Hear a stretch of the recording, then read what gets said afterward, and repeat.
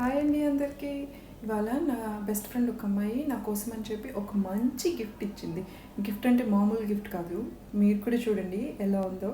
దీని స్పెషాలిటీ ఏంటో మీకే తెలుస్తుంది. It's so special. ఎందుకో మీకు చూపిస్తాను, చెప్తా కూడా. టాడా, ఇదే అనమాట నాకు నా ఫ్రెండ్ ఇచ్చిన గిఫ్ట్. గిఫ్ట్ అంది ఇదేంటి, దీని నిండా పళ్ళు ఉన్నాయనుకుంటున్నారా? ఇదే నాకు వచ్చిన బెస్ట్ గిఫ్ట్. ఎందుకంటే మనకి చాలా గిఫ్ట్స్ వస్తాయి, కానీ అందులో ఎన్ని మనం వాడుకుంటాం చెప్పండి? అందులో ఎన్ని మనకి ఆరోగ్యానికి ఉపయోగపడతాయి? ఇదైతే అన్ని ట్రాపికల్ ఫ్రూట్స్ ఉన్నాయి చూడండి. ఇది ఏంటో మీకు నేను అసలు చెప్పాల్సిన అవసరం లేదు. మన పైనాపిల్ గారు ఇవి చూడండి, ఇవైతే లిచ్చీస్ అన్నమాట.